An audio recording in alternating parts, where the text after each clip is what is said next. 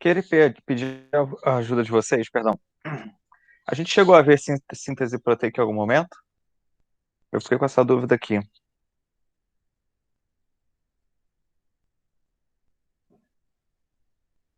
Sim, você falou sobre. Eu passei essa aula para vocês, eu passei o PowerPoint.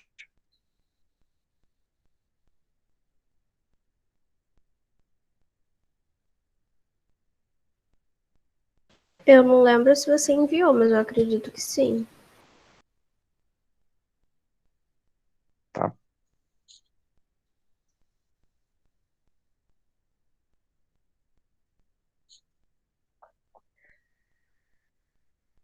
Não, tudo bem. A gente vai fazer o seguinte.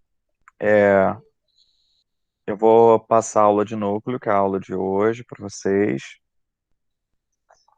Só que essa aula de núcleo, ela recapitula boa parte do que foi falado na aula de ácidos nucleicos, tá? E ela também conversa um pouco com tipos de mutações, que foi uma aula que eu já dei para vocês também, e síntese proteica. Então, a gente vai ter que lembrar aí de boa parte de tudo que já foi falado. Por isso que eu estou perguntando, porque eu posso ter iniciado essa parte de. Eu posso ter iniciado essa parte de síntese proteica, ou na aula de ácidos nucleicos, ou provavelmente foi lá que eu comentei sobre isso. Então, é possível que a gente entre nessa parte novamente, tá? Então vamos lá, seguinte.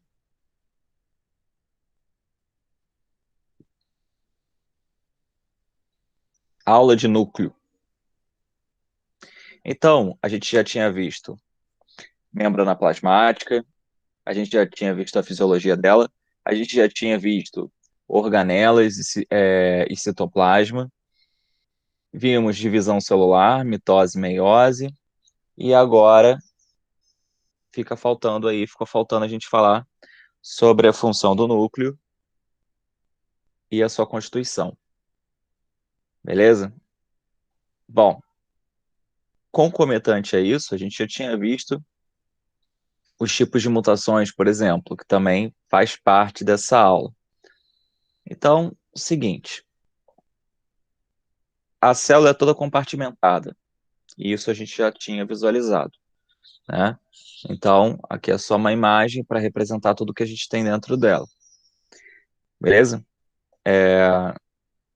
Então, a gente tem ali um nucleolo, dois núcleo, três retículo, né? Sendo que esse é o mais próximo do núcleo, então o retículo endoplasmático rugoso. Não sei se vocês lembram qual é a função dele, lembram? Produção de proteínas. Produção de proteínas, boa, justamente porque tem ribossomos aderidos na sua membrana. Mas tem mais uma função dele, importante.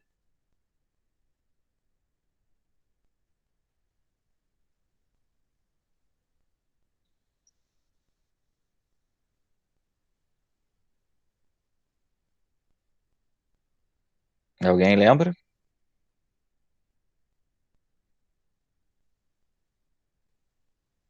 Tem a ver com a É, ribossomal? Colesterol. boa, Tainá. Então, na verdade, o que ele faz além da produção de proteínas, é produzir colesterol. Tá? Esse colesterol é extremamente importante, por exemplo, na fisiologia da membrana plasmática. Vocês lembram qual é a importância dele lá? Ele fica entre os fosfolipídios para impedir que eles se choquem ou se desgrudem muito. Perfeito, arrasou. E isso vai aumentar, então, a integridade da membrana, né? Permitindo uma maior flexibilidade dela nas diferentes condições ambientais. Ou seja, se você aumenta a temperatura, se você diminui a temperatura, ele consegue se proteger por conta dessas moléculas de colesterol que estão ali aderidas entre os fosfolipídios. Mandou benzão, Milena. Tainá também, enfim, todos. É, no caso do 3, então, a gente já falou, beleza? O 4 é um pequenininho que a gente vê ali.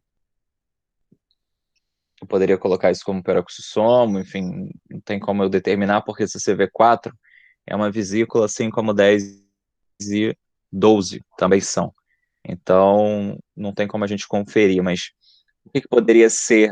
Eu não posso afirmar, mas eu posso dizer que poderia ser um lisossomo, pode ser um peroxissomo, pode ser uma vesícula de secreção que está saindo do 3, muito provavelmente é isso, que está sendo exportada, né, até porque ela é menorzinha, o lisossomo é um pouco maior, o peroxissomo também. Então, provavelmente isso aqui é uma vesícula de secreção oriunda do número 3, tá? Muito bem. Depois do retículo endoplasmático rugoso, né? Tem o número 5 aqui, que também está indicando isso. Talvez o 3 fosse a indicação do ribossoma em si, e o 5 do retículo, talvez seja essa a interpretação melhor da imagem. Mas vamos levar em consideração que seja uma única coisa, até porque o ribossomo está aderido no retículo, né? A gente sabe que o ribossomo ele pode estar solto na membrana plasmática ou aderido no retículo. Qual é a diferença entre as duas condições? Alguém sabe me dizer? Um ele vai produzir proteínas para exportar e outro para ficar dentro da célula, né? Isso aí, Nara. E qual é qual? O que fica aderido ao retículo, ele exporta para fora Show. e o da citoplasma fica na célula. É isso aí, arrasou. Então, ribossomos aderidos ao retículo são proteínas que vão ser exportadas, né?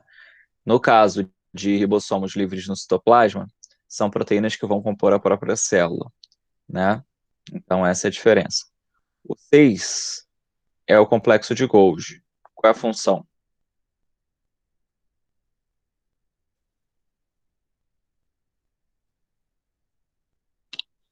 Vocês estão me escutando bem? Empacotar e secretar. Empacotamento, eu escutei, o outro não. E secreta. Isso, empacotamento e secreção, boa. Então ele recebe os materiais oriundos do retículo endoplasmático rugoso, do retículo endoplasmático liso, captura isso e vai exportar para fora da célula. Mas toma cuidado, porque não é só exportar para fora da célula, tá? Na verdade, existem 3 vias do complexo de Golgi. Eu não sei se eu comentei isso com vocês, acredito que sim, mas é melhor relembrar.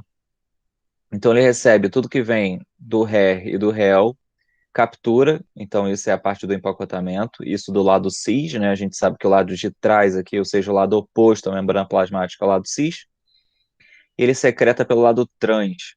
Essa secreção, ela tem 3 vias, né? A primeira via é para fora da célula, a segunda via é para dentro da célula, a terceira via é para compor a membrana plasmática da célula. Então, o complexo ele tem essas 3 vias, é importante você saber. Então, se eu não comentei, estou comentando agora, um adendo aí para a aula de organelas.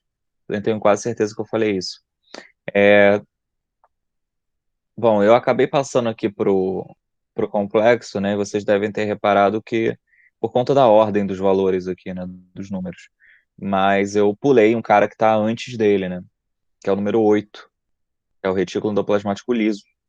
Ele vem antes aqui, né? Se a gente tivesse que colocar uma ordenzinha, de acordo com a imagem, ele viria antes, porque ele está aderido ao RER. Quais são as funções do REL? Me ajudem. Ele gera lipídio. Isso, produtor de lipídios. Desintoxicação. Show. Desintoxicação é muito importante. Tanto é que tipo de órgão humano você vai encontrar células ricas em REL? Fígado. Perfeito, Rim. perfeito, isso aí. Muito bem. Então, a gente tem ali já mais 2 etapas concluídas. o número 6, complexo. Número 8, réu. Número 7, indica aí pra gente a própria membrana plasmática. A gente teve uma aula dedicada a isso, né? A gente teve uma aula dedicada à sua composição, formado por uma bicamada fosfolipídica, né? Onde você tem ali aderido a ela proteínas de membrana que ajudam no transporte facilitado, né? Transporte passivo facilitado, uma difusão, inclusive. A gente falou sobre o colesterol que está aderido a ela, né? Que aumenta a maleabilidade, a flexibilidade da membrana, de acordo com as variações térmicas que ela é exposta. Mas o que eu posso falar sobre membrana plasmática? Por enquanto é basicamente isso, mas eu já queria levantar uma bola sobre a aula de hoje, que é uma diferença entre a membrana plasmática que forma a célula e a membrana plasmática que forma o núcleo, que a gente chama de carioteca. A carioteca, ela é uma estrutura porosa, diferente da membrana plasmática, né, da célula, porque nas duas são membranas plasmáticas, mas a do núcleo, né, vamos falar assim, a membrana plasmática da célula e a membrana plasmática da carioteca. Então, a membrana plasmática da carioteca é porosa, da célula não. A membrana plasmática da carioteca é duplificado, dupla, beleza? Enquanto a outra é uma carioteca simples. Lembra que a gente tem, da carioteca não, da célula, é simples. Ou seja, aqui a gente tem uma bicamada fosfolipídica. Aqui na carioteca a gente tem uma dupla bicamada fosfolipídica. Sacaram a ideia? Então é o dobro. Ela tem o dobro, porém ela é porosa, permitindo então a saída ali, por exemplo, do RNA mensageiro que vai ser super produzido. Então essa é uma comparação interessante entre 1 e 7 que a gente precisa fazer, tá? Outra coisa, quando se fala organelas, toda organela é formada por membrana plasmática. Quando você pensa então aqui, complexo de Golgi, os 2 retículos, mitocôndria, as vesículas, todas possuem membrana plasmática. Tanto é que os ribossomos não são considerados por alguns como organela, porque o ribossomo é uma proteína, né? Uma proteína que contribui no processo de tradução, ou seja, uma proteína que produz mais proteína ainda. Então, alguns não consideram por não serem formados por membrana plasmática, né? Então, isso é uma coisa também interessante para que saibam. Fora isso, a gente sai aqui do 7, membrana, o 8 já foi falado que é o réu, vamos para o 9. A gente também teve uma aula dedicada para o 9, né? 9 são as mitocôndrias, fazem o processo que a gente chama de respiração celular, né? São organelas que têm algumas características peculiares, ou seja, algumas coisas inclusive exclusivas, que é o fato da teoria do surgimento dessas organelas, através da teoria endossimbiótica, né? Ou seja, o englobamento de uma bactéria por uma célula eucarionte, e aí formou aqui uma estrutura que também tem uma dupla membrana plasmática. Elas não são aderidas, elas não são grudadas como na carioteca, mas ela também tem 2 membranas plasmáticas. Uma oriunda da célula eucarionte e uma oriunda da célula procarionte, né? A gente tem a membrana externa e tem as cristas mitocondriais, que é a parte interna que a gente viu, inclusive, aonde ocorre a última etapa da respiração celular, né? Que a gente chama de cadeia transportadora de elétrons. Beleza? Além disso, para você comprovar a teoria endossimbiótica, você também tem que falar, além da dupla membrana, você tem que falar do DNA, né, pequeno e circular, que é um material genético próprio né? Então, as únicas organelas que possuem isso é a mitocôndria e o cloroplasto. O cloroplasto também entra nessa classificação da teoria endossimbiótica, né? Então, também tem DNA próprio, circular e pequeno, e a questão dos ribossomos, que são ribossomos específicos, né? Que são chamados de ribossomos 70S, diferente das nossas, né, células, que tem um ribossomo dito 80S. A diferença entre 70S e 80S é só a organização da formação desses ribossomos, tá? No quesito complexidade. E aí, dessa maneira, você consegue identificar que existem características de procariontes dentro dessas organelas aí, dessa organela ali. Dessas que eu digo, cloroplasto e mitocôndria. Mas no caso aqui, como é uma célula animal, eu estou me referindo somente à mitocôndria. Vamos ao 13, então, a gente já está quase finalizando aqui a nossa recapitulação da célula para poder, então, aprofundar o 1 e 2. O 13, muito importante nas últimas aulas. Quem é ele? Sempre eu. Show. O que ele faz? Da doença. Produz cílios e flagelos e o fuso cromático. Perfeito. O gabarito é esse, né? Não tem mais o que falar. Formação de fuso acromático, serve na divisão celular, né?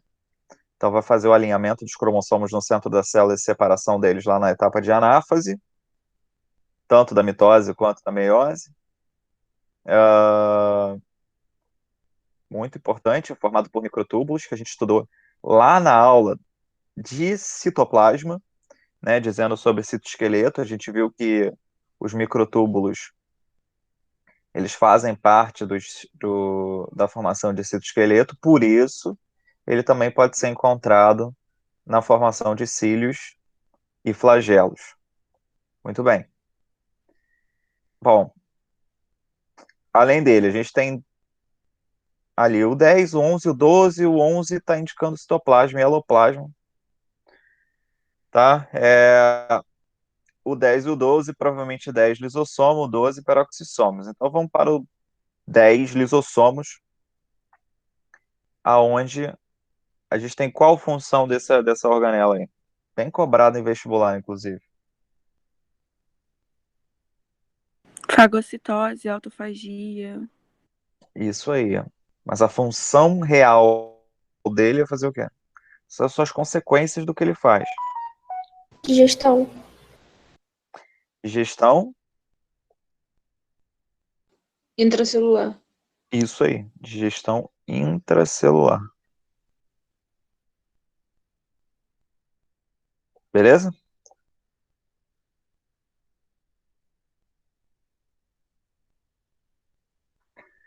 Então, por conta disso, ele faz sim. Ele induz sim o processo de autólise. Ele também promove, né, a fagocitose. Ele é presente na fagocitose, por exemplo, né, em digerir coisas em seres unicelulares para poder se alimentar, para conseguir energia.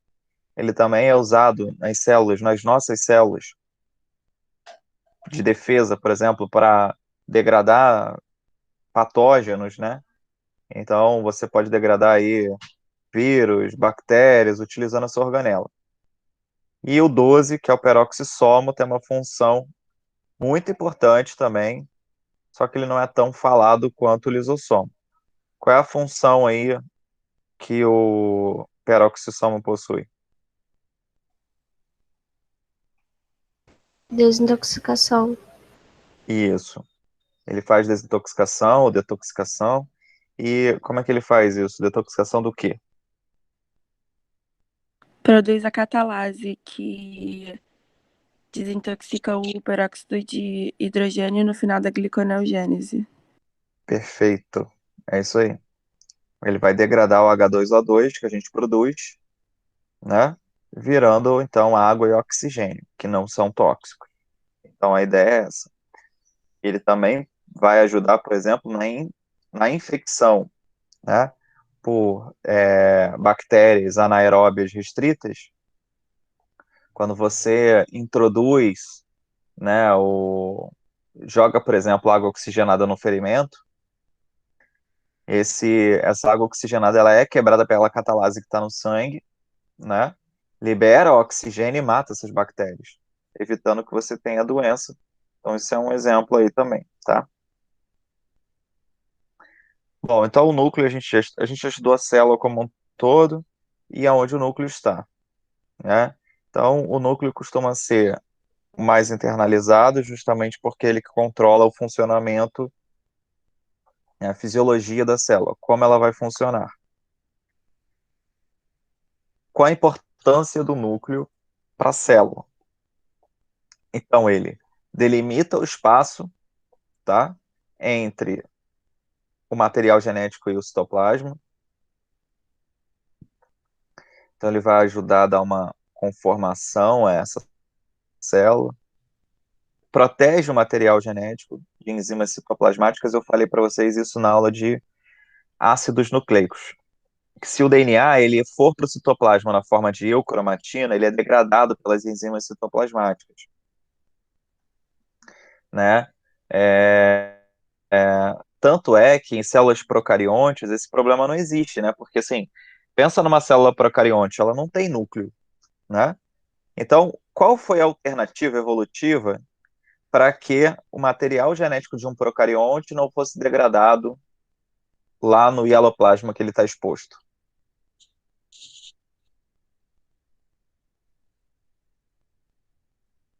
Desculpem.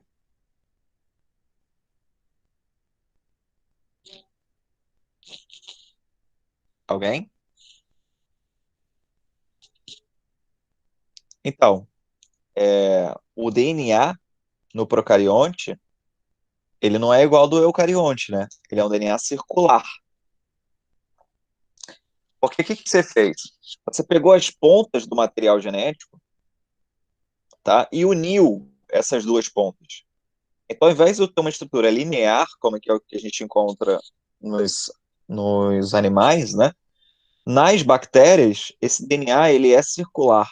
Então, eu fecho as pontas para esconder as pontes de hidrogênio. E aí, fechando as pontas e escondendo as pontes de hidrogênio, eu não tenho mais como cortar essas pontes, porque as enzimas citoplasmáticas, elas costumam fazer isso, elas degradam o material genético através de suas pontes de hidrogênio.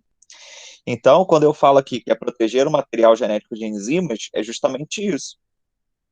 Só que, na hora da divisão celular, eu falei para vocês assim, lembra que a gente estava lá falando da prófase, e a prófase o núcleo desintegra e o nucleolo também.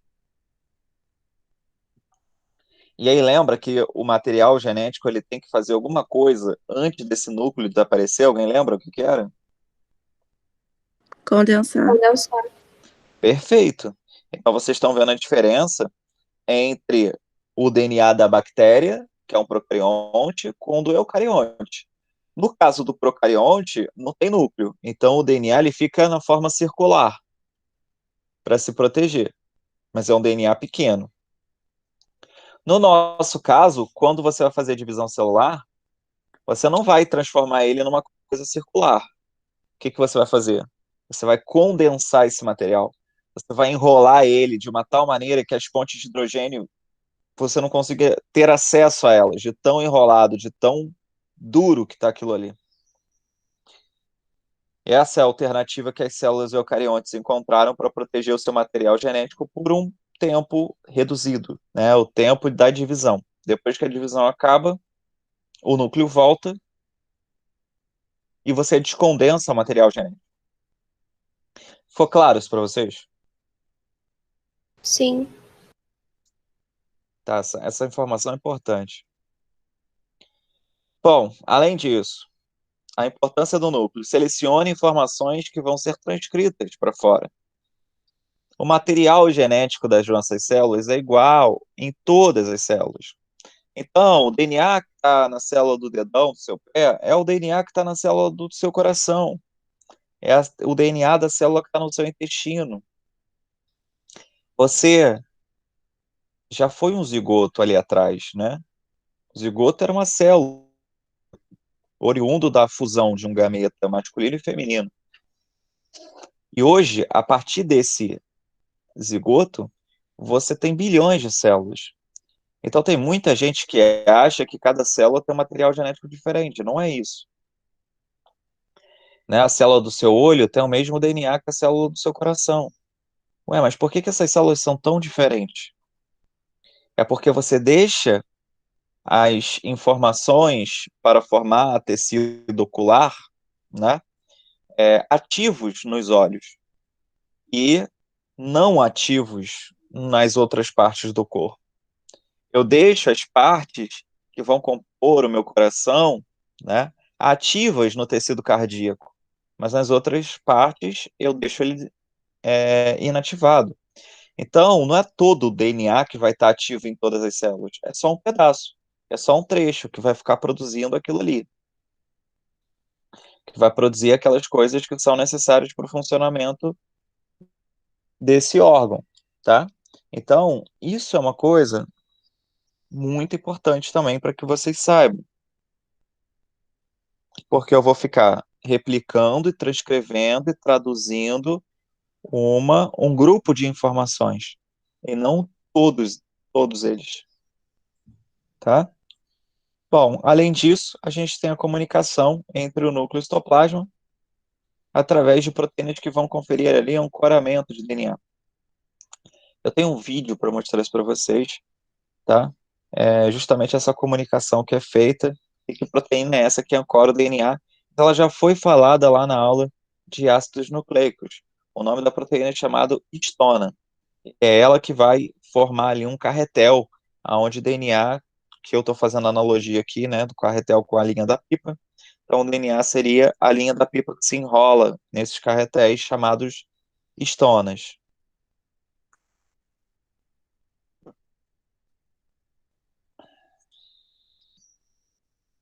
Bom, o núcleo, ele é formado então por três partes. A cromatina, lembrando que cromatina é o material genético, ou seja, é o DNA enrolado nas histonas, só que aberto, né? Tem a cromatina aqui, eucromatina, que seria a aberta, no caso, e a heterocromatina quando ela está fechada e inativada durante a divisão celular. A gente tem o nucleolo, que está aqui, e a gente tem o nucleoplasma. O nucleoplasma, não tem porque a gente vai perder muito tempo. O nucleoplasma é o citoplasma, é o tipo hialoplasma do núcleo. Então, a cromatina é a associação de DNA com proteínas.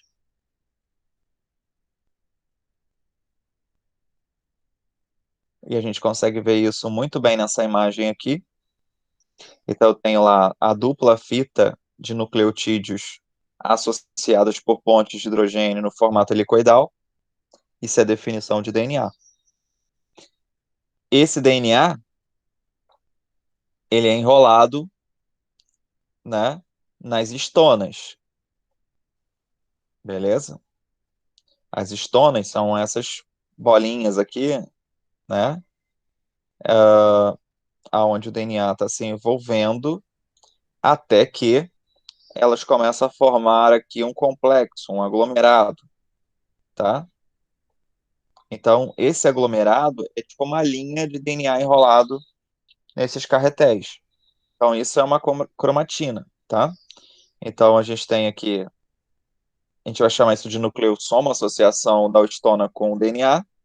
Então, esses nucleossomos, eles se organizam formando a tal da cromatina. Beleza? Essa cromatina, ela pode ainda se enrolar nela mesma. E aí, esse enrolamento nela mesma é o que vai transformar a parte de eucromatina, que é isso que a gente está vendo, em heterocromatina, que é o cromossomo, que é quando está condensado real, né? E aí você não consegue mais ter atividade desse material genético, né? Por que que eu não consigo ter mais atividade de material genético? É porque enquanto ele está aqui, nessa fase ainda se enrolando, você consegue ter acesso às informações aderidas aos nucleotídeos, ou seja, a sequência de bases nitrogenadas ainda está exposta aqui, né? Então você consegue ver o A, T, C, G, assim vai. Agora, quando você enrola de uma tal forma, né, que você não consegue mais ter acesso às informações, ou seja, a sequência de bases, como por exemplo aqui no cromossomo, né, você não tem mais acesso, porque ela está tão enrolada, você não sabe mais qual é a sequência desse material genético. E é por isso que a gente fala que ele está inativado. Rômulo, Pode falar. eu não entendi como as histonas vai fazer essa comunicação entre o núcleo e o citoplasma.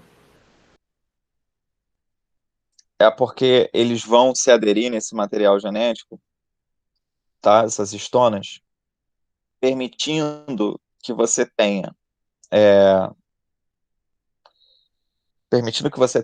um ponto de apoio para poder puxar o material genético para fora do núcleo. Então, esse ponto de apoio, ele é feito através da histona. Eu vou pedir para que você aguarde um pouquinho, porque quando chegar no vídeo, vai aparecer melhor isso que eu estou falando. Ah, tudo bem. Bom, aí aqui a gente tem a imagem, né, da fita dupla de DNA com as pontes de hidrogênio. Inclusive, aqui uma coisa interessante que tem que ser lembrada é o sentido 5' 3', né? Ou seja, a gente sempre vai aglomerar aqui, né? Ou seja, polimerizar o material genético do carbono 5 em direção ao carbono 3, por isso 5', 3', beleza? Então aqui a gente tem uma fita sendo construída num sentido e a outra fita sendo construída no sentido oposto, tá? Ligadas por bases nitrogenadas que formam lá as suas pontes de hidrogênio. Lembrando que as pontes de hidrogênio entre T e A são duas, então tem dois pontos de ancoragem, diferente de CG, que são três pontos de ancoragem. Então eu tenho três pontes nitrogenadas. Logo, eu tenho maior resistência nas interações CG do que nas interações AT, justamente pelo número de pontes que elas formam. Então, se você aquece uma molécula de DNA, no final do processo de aquecimento, é natural que você encontre mais CG do que AT. Isso já caiu em vestibular algumas vezes, para poder falar sobre pessoas que morreram carbonizadas, por exemplo, né, fragmentos de DNA onde se encontra muito CG e pouco AT.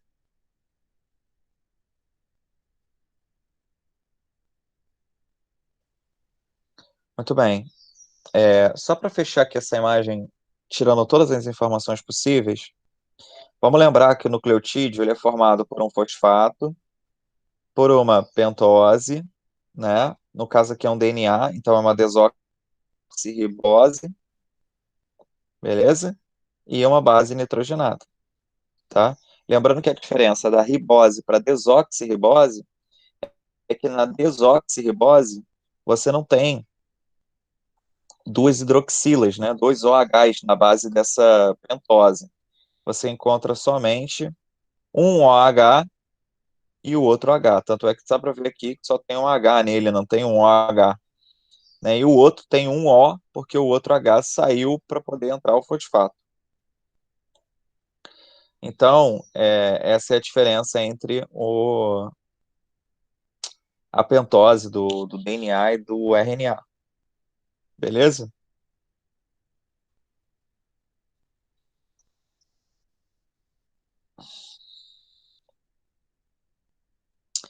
Bom, então aqui no caso do RNA que a gente está vendo, não dá para ver porque a imagem é simplificada, mas a pentose que forma ele é a ribose, que no caso tem duas hidroxilas.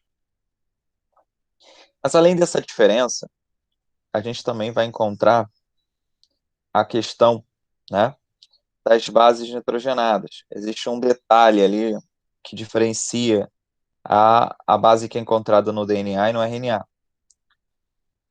No caso do DNA, você encontra as bases citosina, guanina, adenina e timina em ordem conforme está na imagem, né? Também dito os CGAT. No caso do RNA, a gente tem uma variação, né? No lugar da timina, a gente tem a uracila. Então, ao invés de ser CGAT como no DNA, a gente tem CGAU, ok? Então, toda vez que você tiver uma base, a entrada de uma base timina, ao invés de entrar na timina, entra a uracila. Lembrando que as bases G e A são as bases que a gente chama de bases púricas. São as bases com 2 anéis aromáticos. As bases C, T e U, que é complementar a T, no caso do RNA, são bases pirimídicas, que só tem um anel aromático. Beleza? Para fechar, lembrar que o somatório de CGAT é igual a 100% na molécula. Porque se você leva em consideração que o que forma a molécula são essas 4 letras, então o somatório delas tem que dar a molécula toda, 100%. Lembrando que, né, isso foi postulado pela regra de Chargaff. Eu não lembro se eu comentei isso na aula de ácidos nucleicos, bem provável que sim. Mas, no caso aqui da ligação de C e G, eles têm que ter o mesmo valor em porcentagem dentro da molécula. Então, se você tem 30% de C, tem que ter 30% de G também. Tá? Conferindo, então, aí 60%, no caso desse exemplo que eu dei. Como a molécula tem 100, sobra 40, que é dividido por A e T. Então, A e T tem que ter 20 cada um. Tá? Isso é a regra de Chargaff justamente pela lei de complementariedade. Porque o C sempre se liga com o G, assim como o A sempre se liga com o T. Então, os valores de T e A têm que ser iguais, os valores de C e G têm que ser iguais. No caso do RNA, não existe isso. Por que que não existe isso? Porque eu tenho uma fita só, eu não tenho uma fita dupla, né? Você pode até encontrar fita dupla de RNA, mas aí é em vírus. Mas fora isso, em célula animal, você não encontra fita dupla de RNA. Então, não existe como fazer complementariedade se ela não é ligada a ninguém. Uma outra coisa que você precisa saber é que existem 3 tipos de RNA que são formados, né? Então, isso não tem para o DNA, mas para o RNA tem. Então, eu tenho um RNA que é formado para servir como mensagem para a produção de proteínas. Então, é chamado de RNA mensageiro. Tem um RNA que não tem esse formato, né? Ele tem um formato de grampo, que leva aminoácidos para ler essa informação do mensageiro, chamado de RNA transportador. E a gente ainda tem uma outra, que tem um formato de sanduíche, são subunidades, na verdade, são 2, né? Que parece um sanduíche, assim, desmontado, depois quando monta, parece ainda mais, que é o ribossomo. Então eu tenho o RNA mensageiro, transportador e ribossomal. Os 3 participam do processo de síntese proteica, né?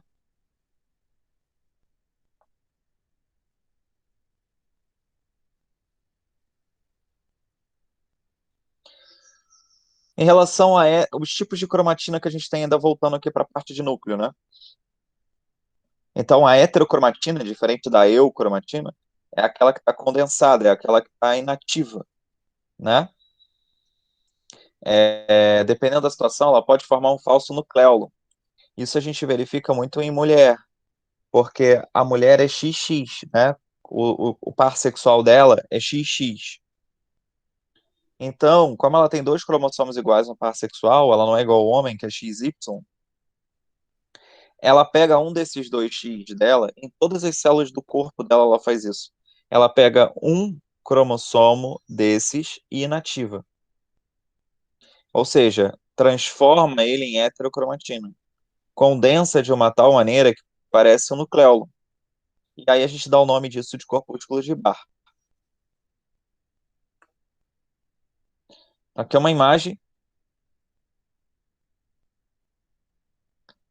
para mostrar justamente, não é o neutrófilo não, tá? É o neutrófilo.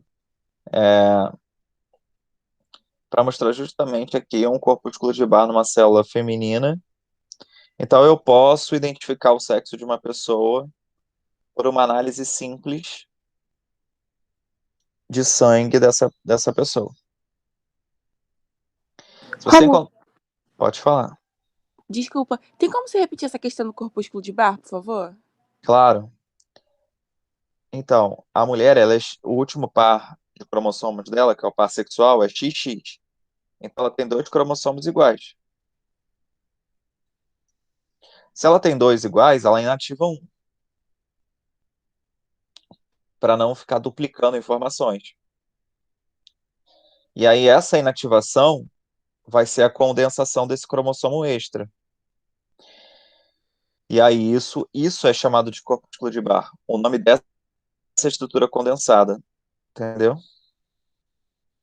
Ah, então seria tipo o próprio cromossomo inativado, o corpúsculo de Barr. Isso. Ah, tá. Eu tinha entendido outra coisa, valeu. Nada. Só toma cuidado com uma parada. Quando eu falo que ele está inativado, isso já foi questão de prova e pesada. Muita gente acha que ele está inativo no sentido total, assim, né? Não tem função nenhuma. Mas, na verdade, ele está ali como reserva do outro. Então, assim, tudo que o outro precisa de complemento é o corpúsculo que vai oferecer para ele.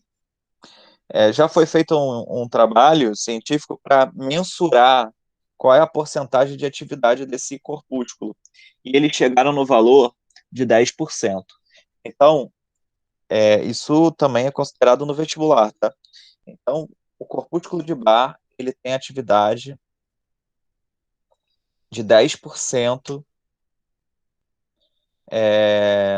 do outro cromossomo sexual ativo. E isso já caiu em prova de que maneira? Perguntava qual era a diferença entre uma mulher com síndrome de Turner para uma mulher normal, levando-se em consideração que um X dela era inativado.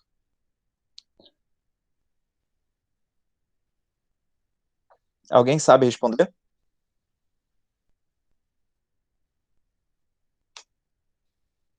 Vocês lembram como que é uma pessoa com Turner? É X0, né? X0. Então, qual a diferença de uma mulher normal para um X0 se a mulher normal também inativa o cromossomo? É porque ela não é inativa por completo? Justamente por conta desse 10%? Exatamente. É essa a resposta que eles queriam. Beleza?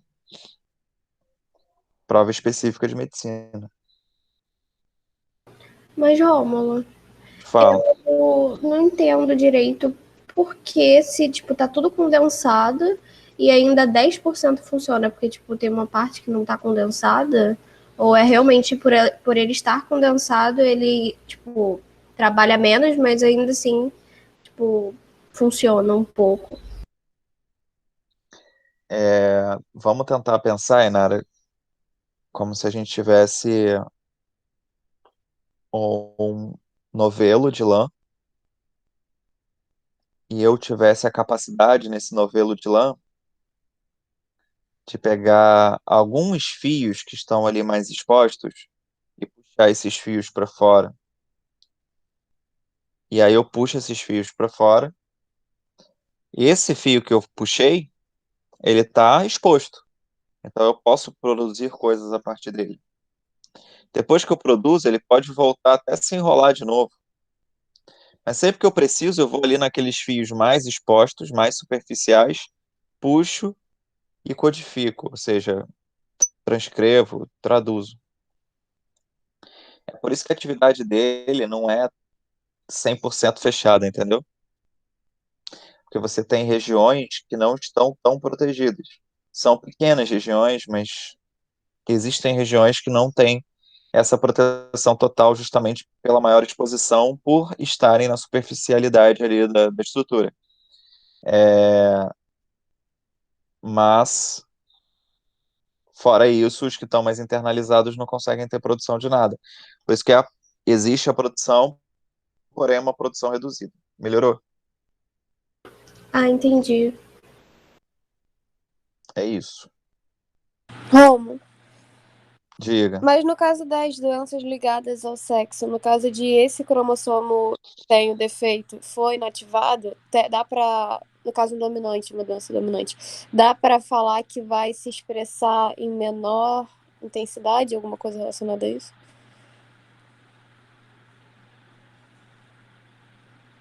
A doença ligada ao sexo vai ser menos expressa por conta do corpúsculo, é isso? É, em relação à intensidade, se só tem 10% dele ativo, se quando acontecer essa condensação, tem relação com a doença ou não tem? Boa pergunta, Sara. Então, vamos lá. No caso de doenças sexuais ligadas ao sexo, aí você tem que levar em consideração se o cromossomo que está ativo é o que tem a doença ou se não é o que tem a doença. Se for o que tem a doença, porque isso é aleatório, tá? Tem células do teu corpo aonde você tem o X do pai que é inativo e tem células do corpo onde o X que é inativo é o da mãe. Então, isso é aleatório. Isso pode causar intensidade de uma doença no meu corpo? Ele pode sim influenciar. Essa é a pergunta que você me perguntou. Eu posso ter uma maior expressão de uma doença sexual por conta disso? Sim, no caso da mulher, sim, né? No caso do homem, ou é ou não é. No caso da mulher, você tem possibilidades, tipo, a pessoa não é doente, a pessoa é doente, a pessoa é portadora da doença, ou seja, ela carrega a doença, mas ela não manifesta a doença. Então, sim, é possível que você tenha graus de doença por conta dessa característica.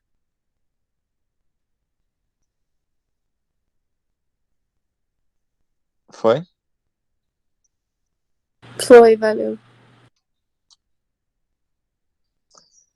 No caso da eucromatina, lembrando que é o verdadeiro, né? Então, são regiões de DNA com menos compactação, né?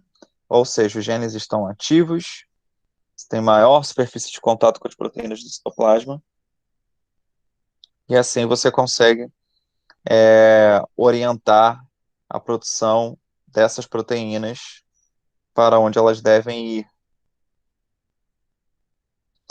E aí vem a pergunta, né? Você estudou divisão celular. Por que que a gente transforma DNA em cromossomo? E aí a resposta já está aqui, né? A gente já falou, ele transforma em cromossomo justamente para poder ter um maior ponto de ancoragem com os microtúbulos, com o fuso acromático oriundo do, dos centríolos, né? Então, ele faz para isso e também para se proteger contra as enzimas citoplasmáticas, né? Para não ser degradado pelas enzimas citoplasmáticas. Então, são esses dois motivos para que a gente transforme a nossa eucromatina em heterocromatina. E assim, a gente consegue formar células com a mesma carga genética, com a mesma informação genética. Então, no final da divisão, você consegue formar células iguais, no caso da mitose, ou no caso da meiose, você consegue formar gametas com o mesmo número de cromossomos, por mais que eles não sejam iguais, não sejam idênticos. E aí, a gente classifica esses cromossomos de acordo com a sua estrutura, né? Organização estrutural. Eu acho que na outra aula de divisão celular, a Sara perguntou sobre isso. Então, eu posso orientar aqui, né? Eu vou saber o nome de cada um deles de acordo com a posição do seu centrômero. Lembrando que o centrômero é aquela estrutura central, né, do cromossomo, que dá sustentação ao cromossomo. Então, quando você tiver aqui um centrômero dividindo igualmente as partes superiores e inferiores de um cromossomo, você vai chamar ele de metacêntrico. Quando ele estiver um pouco mais inclinado para uma parte, né, não deixando iguais as partes superiores e inferiores, né, então a gente vai chamar isso de submetacêntrico.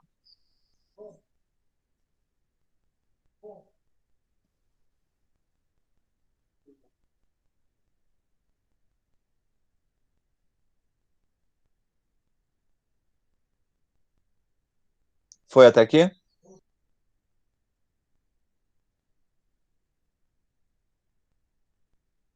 Foi.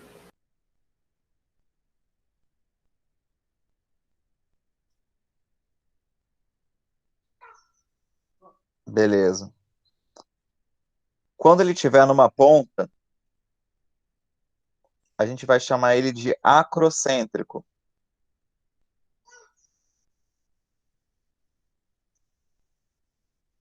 E quando ele estiver, né, no terminal, na ponta, né, ou seja, na região terminal do cromossomo, sem que você tenha um lado, né, um segundo lado de braços desse cromossomo, só vai ter um outro lado, a gente vai chamar de telocêntrico. Então, a gente tem o metacêntrico, indicado por D, o submetacêntrico, indicado por C, o acrocêntrico, indicado por B, e o telocêntrico, indicado por A. E aí, quando você tiver o cariótipo lá, né, estiver visualizando um cariótipo, você vai ver os homólogos, né, o do pai e o da mãe, sendo iguais, né? Então, você começa vendo dos maiores para os menores. Então, quando eu pego um cariótipo, eu vejo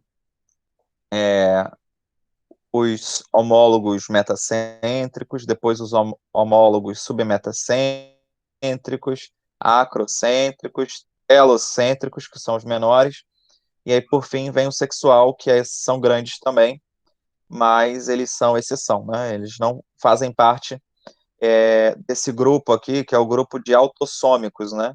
Ou somáticos, né? Que são esses cromossomos que formam os nossos 22 pares de cromossomos não sexuais. Rômulo, Pode falar. uma coisa que eu nunca consegui entender é que como que os cromossomos homólogos do pai e da mãe, eles sabem que eles são, tipo, homólogos, sabe? Pra mim, isso nunca entrou. Bom, então, a resposta foi justamente aqui, né? Não sei se foi essa a pergunta que você fez. Mas como é que eles sabem que eles são homólogos? Eles sabem que eles são homólogos pela semelhança estrutural que eles possuem. Os locos gênicos, eles são idênticos. Por exemplo, digamos que no primeiro par de cromossomos, você tem lá um cromossomo do pai que tem loco gênico para a cor do cabelo, para a cor da pele, para a cor dos olhos. E o da mãe, ele também vai ter esses locos. Então, existe uma atração por esses dois cromossomos, uma atração química, aonde eles tendem a se posicionar com os locos que são iguais, virados para os outros locos, que também são semelhantes, do outro parceiro sexual. Então, aquele locus que vai indicar cor da pele, ele vai ficar posicionado, ele vai atrair o outro locus que também seja igual a ele. Então, o outro locus, né, digamos, eu sou o pai, o cromossomo da mãe vai ser carregado para perto do meu cromossomo de cor de pele. Então, eles são atraídos. Tá? E aí eles se posicionam virados uns para os outros para as mesmas características, virados, né, um para o outro, aonde tem a mesma característica. Tanto é que eu vou falar para você assim, qual é o teu genótipo para a cor da pele? Vai falar, eu sou azão, azão. É porque o azão, ele é a representação do gene da cor da pele que você carrega, né? E aí, o azão e o azinho, no caso. Então, estou dando um exemplo aqui, chutando, tá? Então, eu tenho um azão, é do locus gênico paterno, digamos. O azinho é do locus gênico materno, que estão voltados para a mesma região. Por isso que eu falo que o cara é azão, azinho, é bezão, bezinho, desão, desinho, porque eles se atraem, os cromossomos, eles se atraem de acordo com a semelhança estrutural que eles possuem. Mas por que que eles fazem isso? Porque possuem os mesmos locos gênicos, as mesmas sequências de DNA no geral. Vão ter só variações da sua expressividade. Como assim? Por exemplo, digamos que aqui no D, um cromossomo metacêntrico, tem a cor da pele, o gene para a cor da pele. E aí esse gene, em você, ele é pouco expressivo porque você tem a cor de pele clara. Em mim, ele é um pouco mais expressivo porque eu tenho um pouco mais de coloração escura. Então, essa expressividade é que vai variar. Então, você também codifica a cor de pele, eu também codifico a cor de pele, somos da mesma espécie. Só que a expressividade desse gene é diferente, né? Isso é o que causa variabilidade. Então, justamente essa variabilidade, essa variação, que vai ser a diferença entre um homólogo e outro. Mas o que ele carrega, né, as condições, a função de cada parte do cromossomo, isso é igual dentro da espécie. Eu sei que eu falei muito, mas ficou um pouco mais claro. Se não, eu tento Sim, melhorar. sim, entendi. É mais por Beleza. atração mesmo. Sim, é mais por atração condicionada pela sua estrutura. Você não vai ver, normalmente, um cromossomo metacêntrico sendo carregado para próximo de um telocêntrico, entendeu? Então, não existe esse tipo de, de afinidade, tá? Então, essa não afinidade seria os não homólogos, né? Eles estão tudo dentro do núcleo, mas eles não são homólogos, eles não são pareados, eles não são atraídos quimicamente uns pelos outros. Beleza. Muito bem. Bom, aí aqui, né, a gente vai falar agora quanto ao número de cromossomos da célula. A gente tem células que são diploides, né? São as células somáticas ou autossômicas, que são justamente essas conferidas pelos primeiros 22 pares de cromossomos e não pelo 23º, que é o sexual.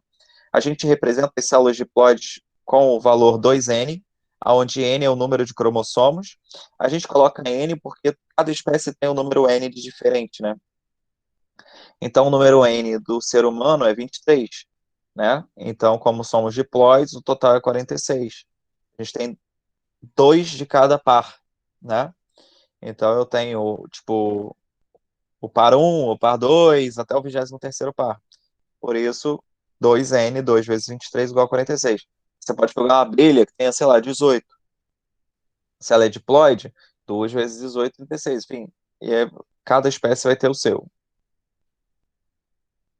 Os cromossomos homólogos é justamente o que eu estava explicando para a Inara.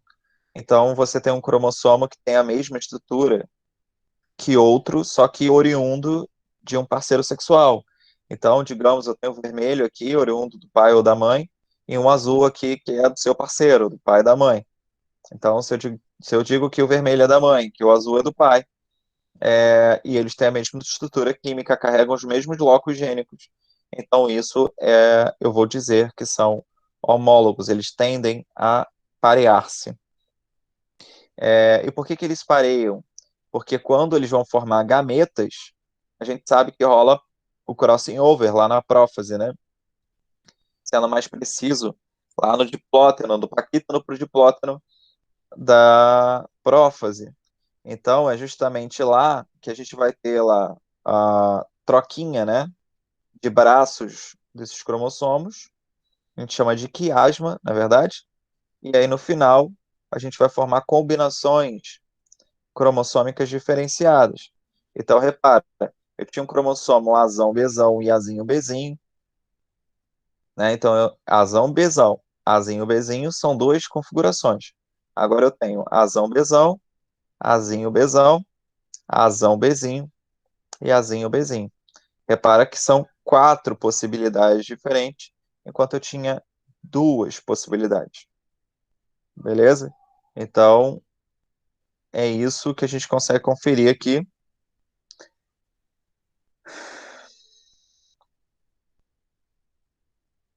Ah, beleza. Ele ainda coloca aqui que uma característica é igual a 2 genes, né?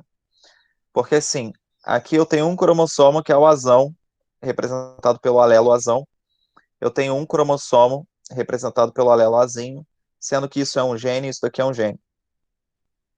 Mas quando eu vou expressar essa característica no indivíduo, ele não é nem o azão sozinho e nem o azinho sozinho. Ele é a concomitância dos dois alelos, né? O somatório dos dois.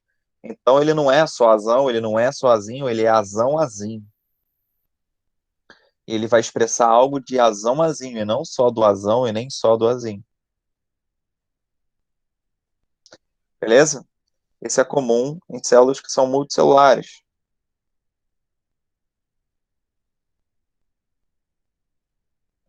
Enquanto nas células haploides, né, no caso do animal, a gente vai conferir isso em células germinativas ou reprodutoras, ou seja, aquelas que formam gametas. Vamos.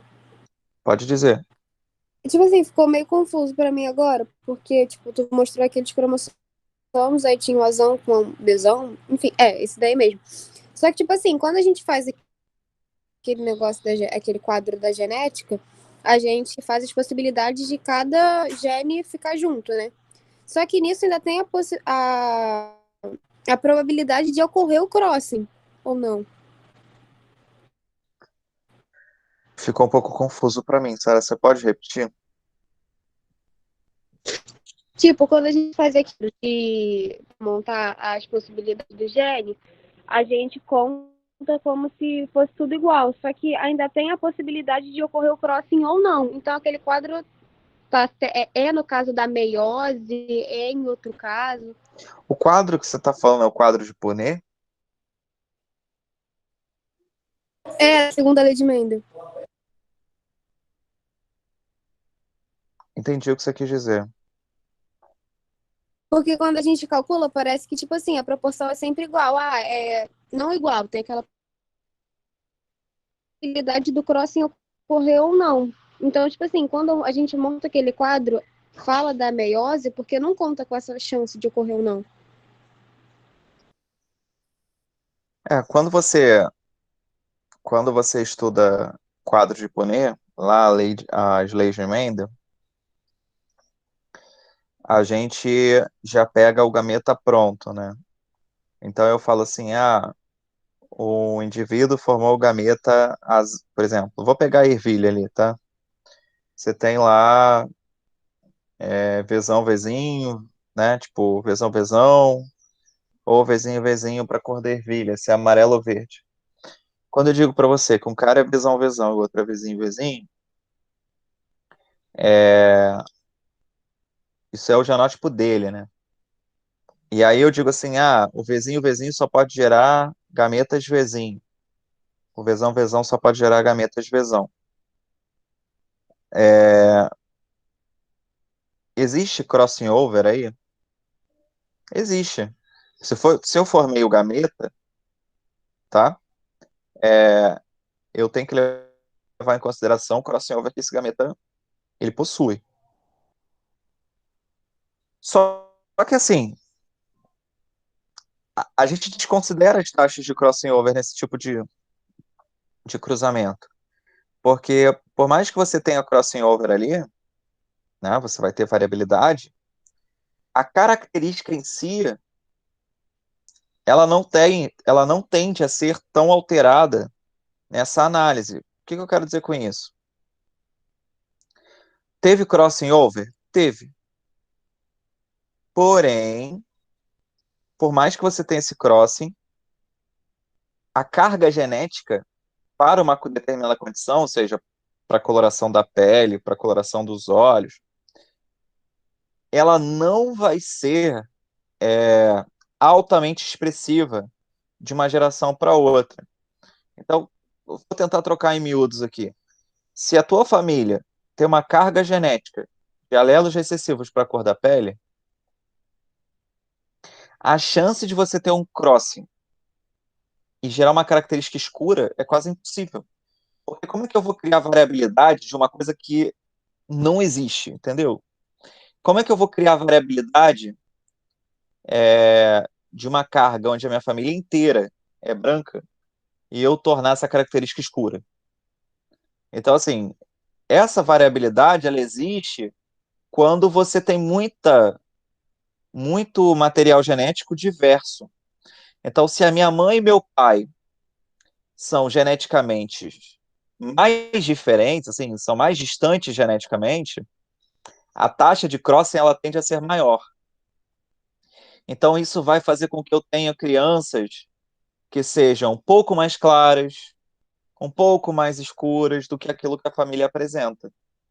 Agora, em pessoas que são muito iguais geneticamente, tá? Pessoas que carregam assim características muito bem definidas, a taxa de crossing ela passa despercebida, porque as características são muito parecidas. Então, por mais que você tenha variabilidade, ela é muito pequena.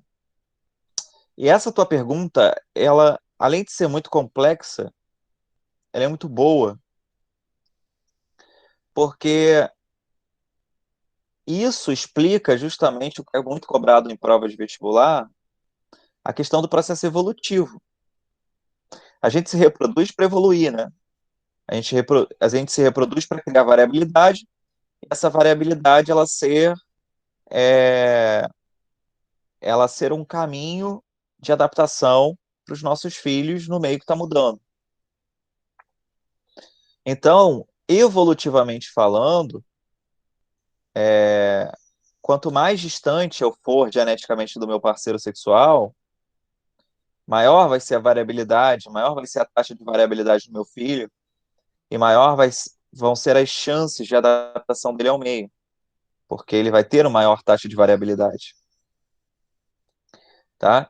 É óbvio que eu posso ter uma taxa de variabilidade grande e isso não ser positivo para ele, mas aumentam as chances de ser positivo. Quando eu fico me reproduzindo com alguém que é muito próximo de mim, além da taxa de variabilidade ser baixa, né, eu também carrego genes que são deletérios. Por isso que é ruim você ter casamentos consanguíneos, você se casar com primo, irmão, né? Eu digo se casar, mas assim, ter filhos com eles, né? Porque, digamos que você tem uma doença recessiva incubada, e o teu primo de primeiro grau também carrega isso, porque é da família. E aí, quando vocês têm um filho, vocês têm a chance ali, né? Uma doença recessiva, 25% de chance. Se for uma doença monozigótica, ou seja, determinada por um gene só, vocês têm 25% de chance dessa criança nascer com essa doença, que é muita coisa. Então, se você fosse casar com qualquer outra pessoa, a chance dessa doença ocorrer seria muito menor. Deu para ficar claro aí o que eu quis dizer? Entendi. É porque eu tinha visto até uma questão que ele levava em conta a distância entre os cromossomos. Depois eu te mando, então, eu tento, tipo, É falar porque mais ou menos o aí, que eu olha falei só, aqui, mais organizado. existem, Mas quando entendi, se, entendi. quando se estuda genética de populações, tá? A gente, a gente calcula a taxa de crossing over. Mas isso em genética de populações. Aqui a gente não está mexendo com isso ainda. Quando você começou a falar, Entendi, tá eu bom. fiquei com Obrigada. dúvida, justamente na tua pergunta. Se você estava falando, é, se você estava falando sobre genética de populações, ou se era sobre as combinações ali possíveis, né? Tipo, se vai ter variação ou não. Se você estiver falando de porcentagem de variação, aí é outra matéria, é outra parte. Que tem tudo a ver, tá? Mas a gente não calcula aqui, a gente calcula quando se pensa no total. Porque, assim, não tem por que eu mensurar qual foi a taxa de variabilidade que a Sara teve. do pai para a filha, sabe? Não tem muito sentido você fazer isso, porque esses valores, eles são mais importantes, mais expressivos, quando eu olho para a população como um todo, né? Então eu vou olhar assim, olha, na população brasileira, a taxa de azinho vem diminuindo ao longo dos anos. E a taxa de azão para a cor da pele vem aumentando. Então a gente repara que a população brasileira vem ficando com indivíduos que são mais escuros do que mais claros. Ou o inverso. Ou pessoas mais claras, aumentando em quantidade, né? Aí a gente usa essa genética de populações. Mas fora isso, a gente não usa. Ok? Entendi, eu achava que as duas, tipo, estavam se relacionando aí. Elas Mas, se obrigada. relacionam, mas a gente só não faz esse cálculo nesse momento, ok? Tá bom, depois eu te mando a questão no WhatsApp. A gente vê. Faça isso, por favor. Bom, então aqui representados por N são os haploides, né? Então, nesse caso, a gente vai ter alguns seres vivos, né? Que possuem suas células somáticas haploides, diferentes das nossas. Isso a gente encontra em fungos e protozoários. E aí a gente passa, então, depois de ter dito quais são os dois tipos de ciclo de vida, né? O haploide e o diploide. A gente entra para o genoma humano, lembrando que genoma é o conjunto de genes que o homem possui. Beleza? E aí o conjunto de genes está inserido dentro do cariótipo. Cariótipo é o conjunto de cromossomos que a gente possui. Lembrando que nós temos 23 pares de cromossomos.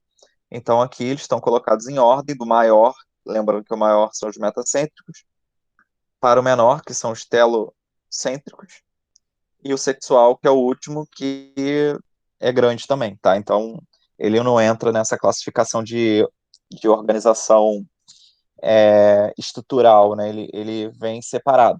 Então, vem todos os autossômicos e, por fim, vem o par sexual. Inclusive, a gente consegue determinar o sexo desse indivíduo pelo próprio cariótipo, né? Que é o XX aqui representando a mulher. No caso do homem, perdão, a gente vai ter um cromossomo metacêntrico com um telocêntrico, assim, basicamente, que é o Y, né?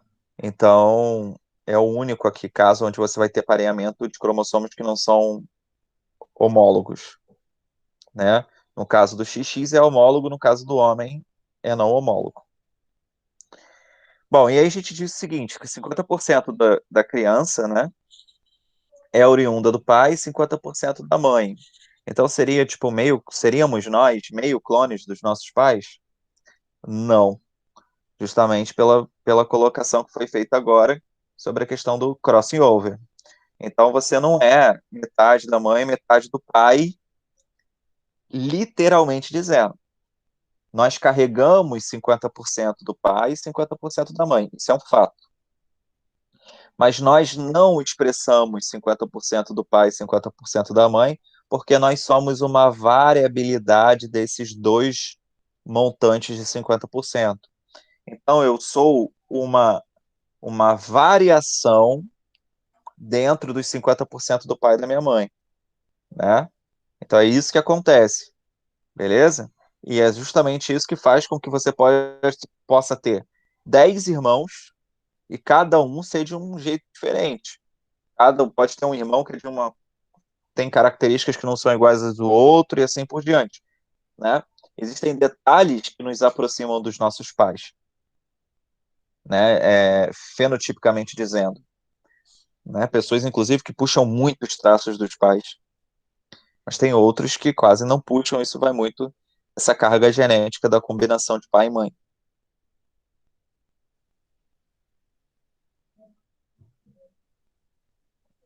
Bom, em relação ao cariótipo entre homem e mulher, eu já falei a diferença do XY do pro XX, né?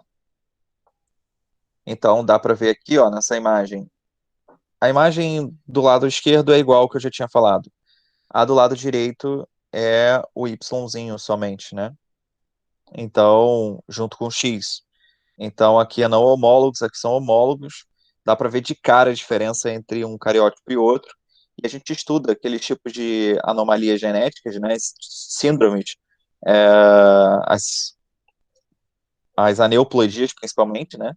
Que é quando você altera o número de cromossomos aqui.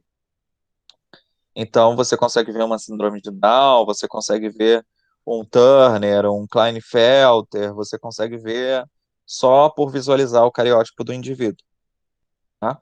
Então, que é o que eu estou falando, que eu acabei de falar, né? Então, as anomalias são identificadas através da análise de cariótipos. Aqui, por exemplo, a trissomia do 21, conhecida como síndrome de Down, né?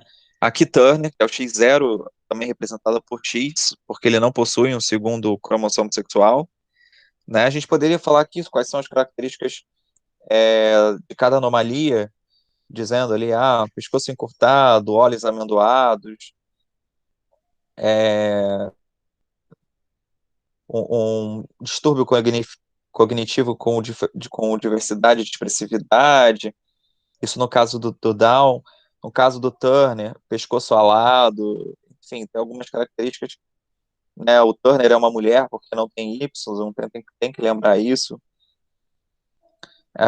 Por ser mulher, desenvolve características femininas, porém de infertilidade, tá? Então, são aí mais relembrar coisas que já tínhamos falado, né? No caso aqui da superfêmea, são mulheres que têm mais de 2x, lembrando que o excesso vira corpúsculos de Barr.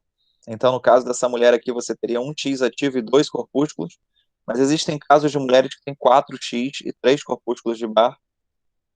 Lembrando que cada corpúsculo tem 10%, então se a mulher tem 2x a mais, ela tem 20% de atividade, né, de corpúsculo de Barr. Se ela tem 4 cromossomos, ela tem 30% de corpúsculo de Barr em atividade. E lembrando que isso aumenta seu poder de produção de hormônios sexuais, né? Então isso vai alterar diretamente o ciclo menstrual e vai alterar também o comportamento dessa mulher por conta do excesso de hormônios que tende a ela a um grau elevado de bipolaridade, por exemplo. Tá? No caso do homem, a gente também tem um supermacho, que não é o Superman, né? O supermacho é todo o homem que tiver mais de um Y. Então, aqui no caso tem dois Y, você vai falar, vai formar corpúsculo de alguma coisa? Não. O Y é pequenininho, né? Então, ele não forma corpúsculos, ok? Ele tem só a função de produzir testosterona. E é justamente a sua função que faz com que esse cara, o supermacho, tenha níveis de testosterona além do normal, tá? E isso vai causar problemas psicológicos também nesse cara, como, por exemplo, é um indivíduo não sociável, né? É um indivíduo com taxa de agressividade muito maior, tá? A libido pode ser menor, inclusive, porque quando você tem alto grau de agressividade, isso vai contra, né? Em contramão a questão do libido. Então, é possível que você tenha essas dualidades. Momentos de alta agressividade, momentos de alta libido. Isso acontece para a mulher também. A mulher e o homem podem ser ninfomaníacos, tá? Nesse caso de excessos de cromossomos sexuais. São indivíduos que tendem a ser mais magros, maiores, por conta do alto metabolismo que eles possuem. No caso da mulher, não, tá? A mulher, ela pode ser uma mulher qualquer na rua, pode ser. Não existe uma característica fenotípica que identifica uma superfêmea. Você pode conviver com uma superfêmea e não saber que ela é uma superfêmea. Você pode confundir com outras doenças psicológicas, porque não existe nada fenotípico que especifique, né? Assim como homem é muito difícil. Você pode ter pessoas altas e magras que não são supermachos. Não sei se eu cheguei a comentar com vocês, mas foi feito um estudo nos Estados Unidos sobre as penitenciárias, que não é essa daqui, tá? Só uma imagem para poder eu lembrar da informação, que foi feito um estudo nos Estados Unidos para mostrar que nas penitenciárias de segurança máxima foi feita uma análise para saber se existiam supermachos lá, né? E eles ficaram surpresos porque 90% dos resultados deram positivo. Então, todos aqueles que eram condenados a crimes bárbaros e tudo mais, tinham em 90% chance de ser um supermacho e não sabia que era. Então, né, você começa a identificar esses indivíduos próximos ali, convivendo uns dos outros. Klinefelter, o XXY, é um homem, né? É um homem com um excesso de X.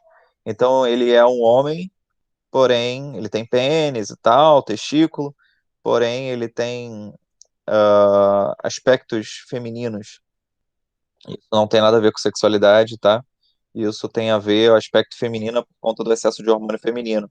Então, ele tem desenvolvimento de seio, tal, o testículo é reduzido, é, enfim, existem algumas características aqui que podem tender ao lado feminino, mesmo que ele consiga, né, ou seja considerado ainda como homem, por conta desse cromossomo Y que ele carrega, tá? Essa pessoa tende a ser infértil. Sendo assim, a gente termina cromatina e passa para nucleolo, que tem uma função básica de produzir RNA ribossomal. Então, a função dele é produzir RNA ribossomal que vai virar ribossomo. Então, essa é a função de um nucleolo. No caso do nucleoplasma, é o que vai dar sustentação, né, o hialoplasma do núcleo.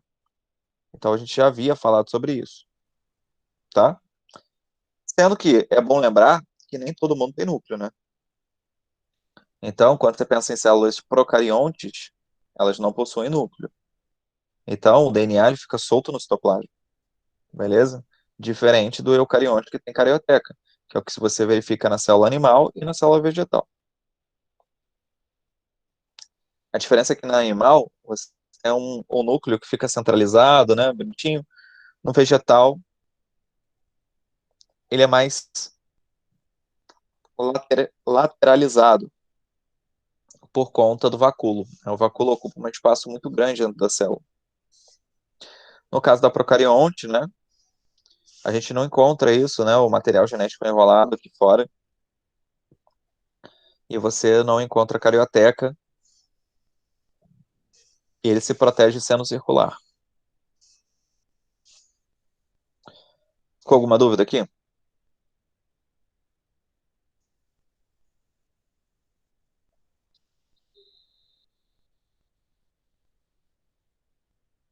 Meninos? Meninas? Você pode só repetir a função do nucleolo? A função do nucleolo é produção de RNA ribossomal. Então, um material genético específico para produzir RNA ribossomal, e esse RNA ribossomal é quem vai garantir a formação de ribossomos. A partir dele que os ribossomos são formados. E aí eu queria mostrar, você entendeu, Inara? Entendi. Eu queria mostrar um vídeo para vocês de como isso acontece.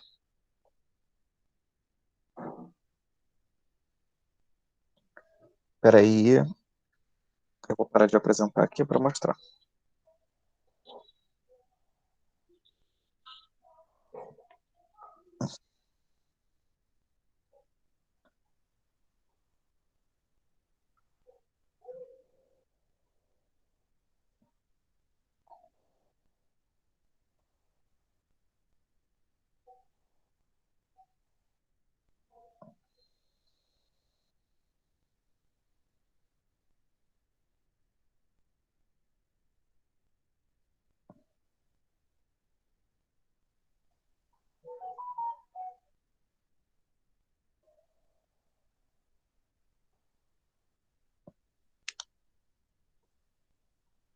Estão conseguindo ver aí?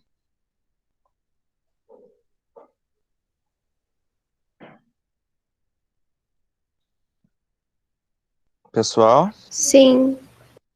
beleza.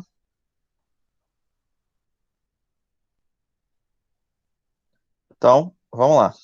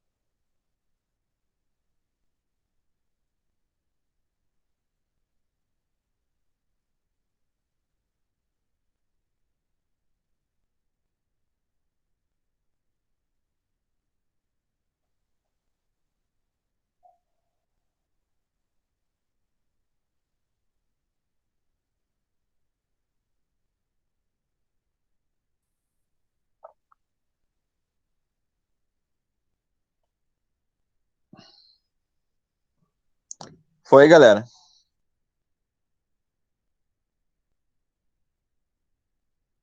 Deu para escutar? Deu, ficou tudo certinho?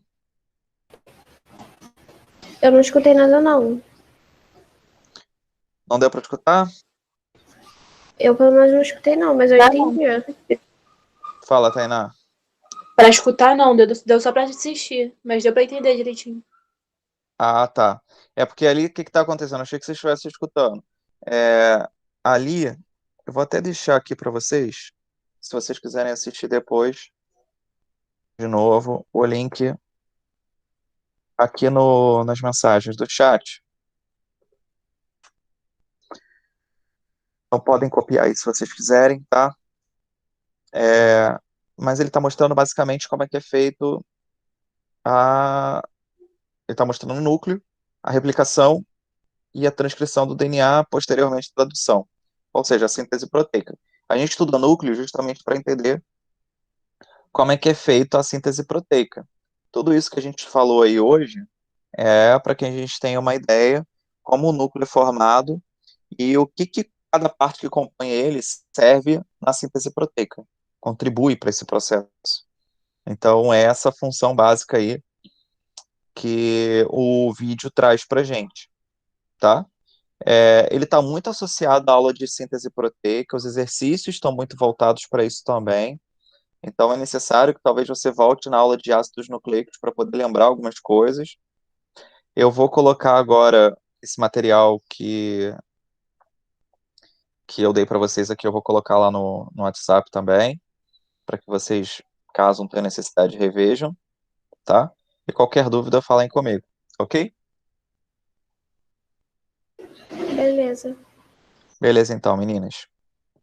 Grande beijo para vocês e qualquer coisa é só me chamar.